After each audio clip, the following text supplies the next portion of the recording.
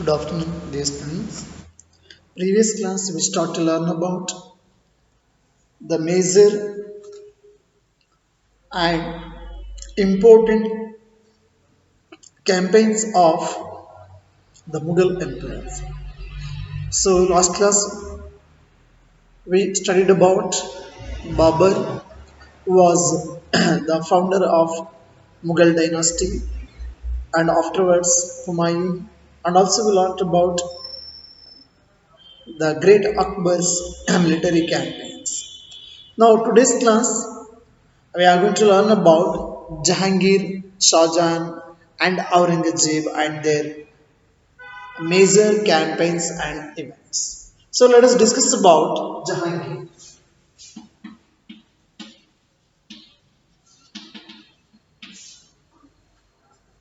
Jahangir was the son of Akbar, was ruled 1605 to 1627. 1605 to 1627. Actually, Jahangir he was started military campaigns whatever by the Akbar, so that were continued by Jahangir. The Sisodia ruler of Mewar, Amar Singh, was accepted Mughal service. Less successful campaigns against the Sikhs, the Ahom, and the Ahmadanagar actually less successful. Campaigns against Sikh, Ahom, and the Ahmadanagar. See, Prince Kurram, the future emperor Shah Jahan, rebelled in the last years of his reign. So both they were rebelled against Jahangir. The efforts of Nur Jahan, who she was wife of Jahangir, to marginalize him were unsuccessful. Got it now? So actually Jahangir was continued whatever the military campaigns started by Akbar. But the Sisodia ruler of Mewar Amar Singh accepted Mughal service but less successful campaigns against the other, especially the Sikhs, the Ahoms, and with Ahmadana. Now let us discuss about Shah Jahan. Shah Jahan. Shah Jahan was actually ruled Delhi 1627 to 1658. 1627 to 1658. See, Mughal campaigns continued in the Deccan under the Shah Jahan. It was continued the military campaigns in Deccan. The Afghan noble, Khan Jahan Lodi, rebelled and was defeated. The Afghan noble Khan Jahan Lodi rebelled and was defeated. Campaigns were launched against Ahmadanagar. The Bundels were defeated and Orcha seized. In the northwest, the campaign to seize Balkh from the Uzbeks that was unsuccessful and Kandahar was lost to the Safavids. Getting now. So in the northwest, the campaign to seize Balkh from the Uzbeks was unsuccessful and afterwards Kandahar was lost to the Safavids. In 1632, Ahmadanagar was finally annexed and the Bijapur forces sued for peace. So this was the result. In 1657 to 1658, there was a conflict over succession amongst Shah Jahan's sons, that between Aurangzeb and so here Aurangzeb was victorious and his three brothers including Dara Shikoh killed those who are rebelled to get the throne. Shah Jahan was imprisoned for the rest of his life in Agra by Aurangzeb. When Aurangzeb occupied the throne, so even he was killed his brothers and even he kept in Agra jail Shah Jahan. Now let us discuss about Aurangzeb.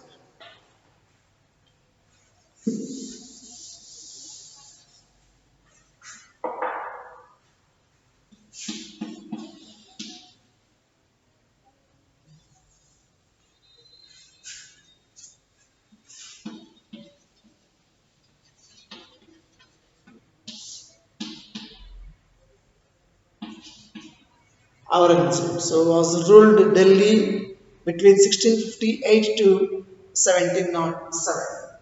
1658 to 1707.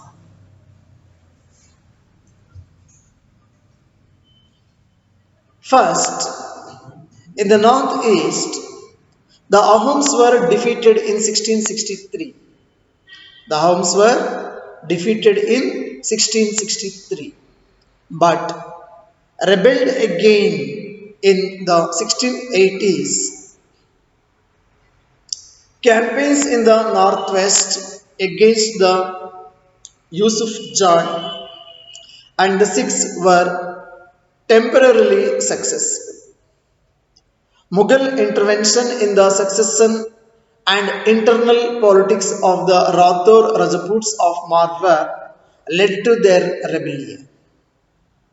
Getting now. So, here in the northwest against the Yusuf Jah and the Sikhs were temporarily successful, and Mughal intervention in the succession and internal politics of the Rathore Rajputs of Marwar or Mewar led to their rebellion. Campaigns against the Maratha chieftain Shivaji were initially successful, but Aurangzeb insulted Shivaji, who escaped from Agra, declared himself an independent king, and resumed his campaigns against the Mughals. So we often knows that how the Shivaji was fought against the Mughal rulers, especially against Aurangzeb. Prince Akbar rebelled against Aurangzeb and received support from the Marathas and the Deccan Sultanates. So he finally fled to Safavid, Iran. In the second phase, after Akbar's rebellion, Aurangzeb sent armies against the Deccan Sultans because the Deccan Sultans and as well as Marathas, so they were supported to his son Akbar. So that's what after Akbar's rebellion, Aurangzeb sent armies against the Deccan Sultanates. Bijapur was annexed in 1685 and Golconda in 1687. So now Bijapur it was comes to control of Aurangzeb in 1685 and Golconda in 1687. From 1698, Aurangzeb personally managed campaigns in the Deccan against the Marathas, who started guerrilla warfare. We know that the Marathas were so famous for their own style of warfare, which is known as guerrilla warfare. Aurangzeb also had to face the rebellion in the north of Sikhs, Jats, and Satnamis, in the northeast of the Ahoms, and in the Deccan of the Marathas as well. So his death was followed by a successor conflict amongst his sons. So this is all about the major campaigns and events during Aurangzeb period. I hope you all of you understood this. So here actually dear students, just we came to know that we not studied in a deep way the military campaigns and events of these the different Mughal sultans. Just we focus on the major campaigns and events of Mughal emperors such as Babur, even Humayun, Akbar, Jahangir, Shah Jahan and Aurangzeb. But we are going to discuss in a deep way about their administration and all. Now let us discuss about Mughal traditions of succession. Mughal traditions of succession. See, the Mughals did not believe in the rule of.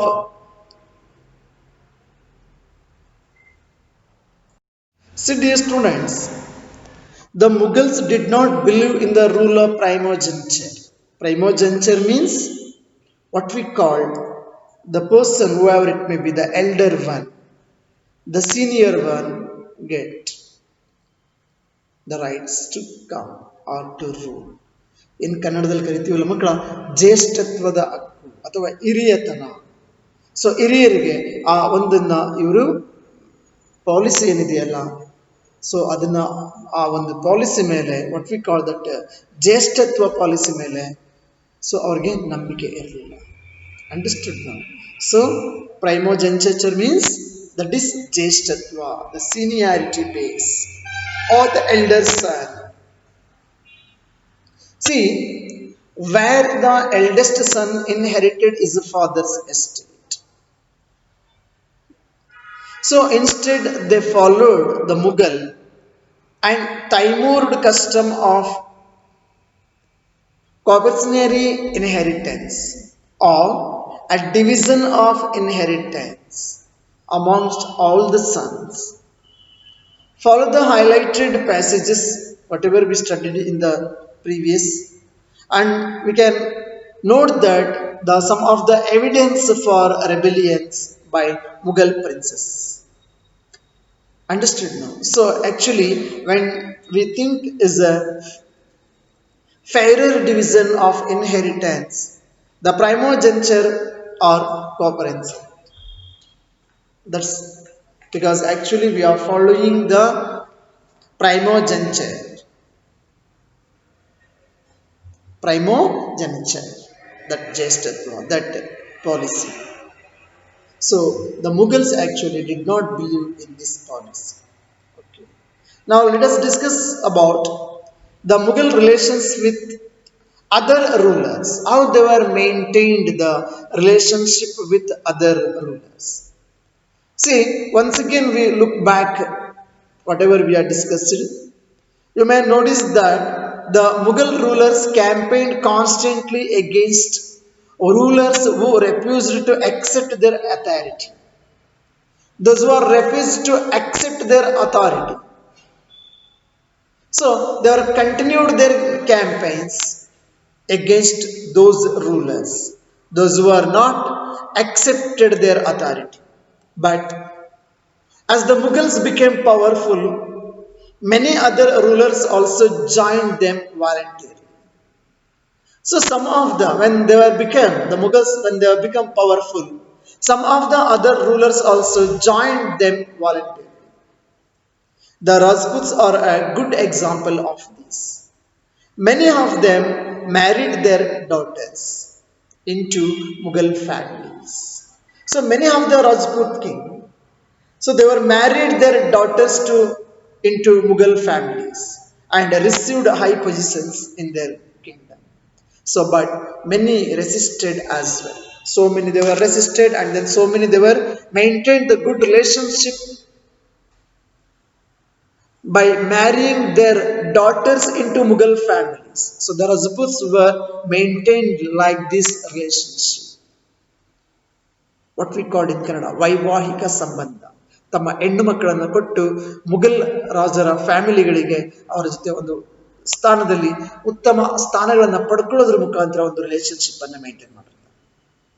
The Sisodia Rajputs, so they were refused to accept Mughal authority for a long time. Especially the Sisodia Rajputs, so they were refused to accept Mughal authority for a long time. So once defeated, however, they were honorably treated by the Mughals, given their lands, that is called as a Watan, back as assignments, that is called Watan or Jagir. Watan or Jagir means actually that is the land that is given back to them.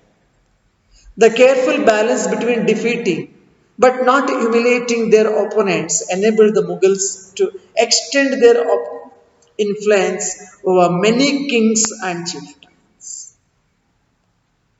Understood now? So, the careful balance between defeating but not humiliating their opponents enabled the Mughals to extend their influence over many kings and chieftains. But it was difficult to keep this balance all the time. For example, you observe that Aurangzeb insulted Shivaji when he came to accept Mughal authority. So Shivaji actually came to accept Mughal authority, but he was insulted by Aurangzeb. So what was the consequence of this insult? So this is like that. It's a very complicated. Now let us discuss about Mansabdars and Jagirdars. Mansabdars and Jagirdars.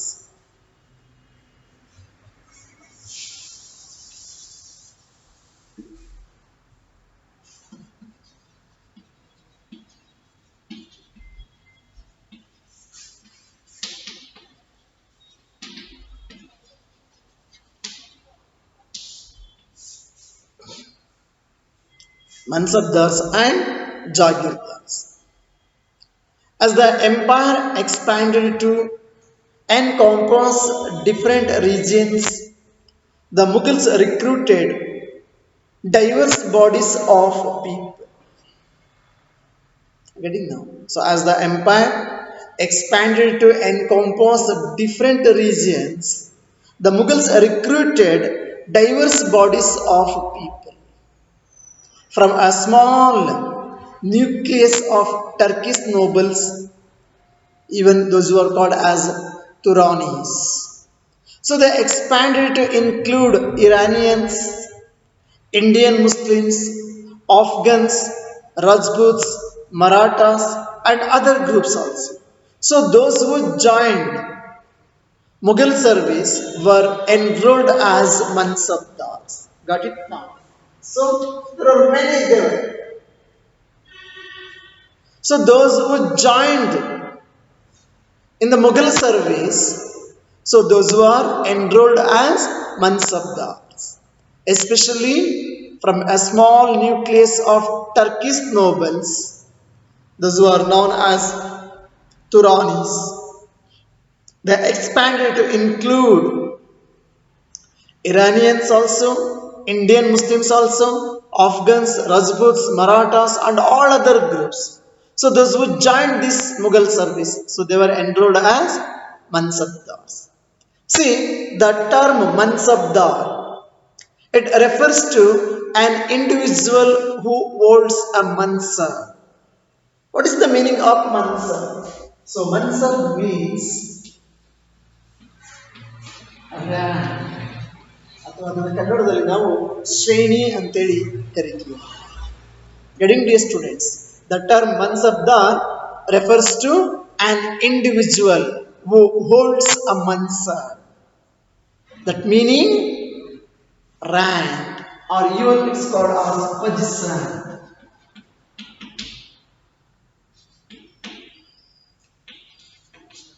Rank or position, that is called mansab. See, it was a grading system which was used by the Mughals for different purposes. It was a grading system used by Mughals.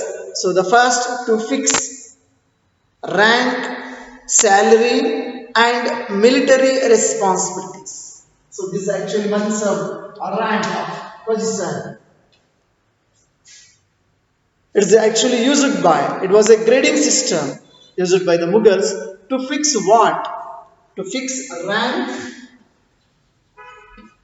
and to fix their salary.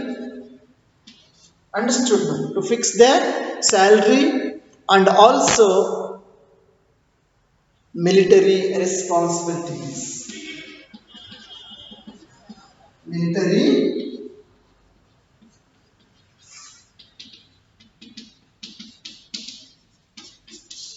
military responsibilities. See, rank and salary. So these were determined by a numerical value that is called JEL. Understood now? So rank and salary were determined by a numerical value that is called as JEL. It is a numerical value JEL. The higher the jet, the more prestigious was the noble's position in court and the larger is the salary. Getting these students. The higher the jet, so that means the more prestigious was the noble's position. That is depend upon the jet, the value, the numerical value. So their rank and salary actually were determined by this numerical value of jet. The higher the jet, the more prestigious that was the noble's position in the court, and the larger is the salary. And the larger his salary. The Mansabdar's military responsibilities required him to maintain a specified number of sawar. To maintain the specified number of sawar. So sawar means what we call cavalry. Okay, cavalry man. See, the Mansabdar brought his cavalrymen for review, got them registered, their horses branded, and then received money to pay them as a salary also. So this is what the military responsibility of the Mansabdars. So the Mansabdar's military responsibilities required him to maintain a specified number of sawar or cavalrymen. And the Mansabdar brought his cavalrymen for a review also, got them registered, their horses branded, and then received money to pay them as a salary also. Getting these students. So here, the Mansabdars also received their salaries as revenue assignments, that's called Jagirs. Understood? That's called Jagir. So Mansabdar received their salary as revenue assignments called Jagir. So which were somewhat like Iktas, but unlike Muktis. It's somewhat like that, Iktas, but unlike Muktis. So most Mansabdars did not actually reside in a or administer their Jagirs.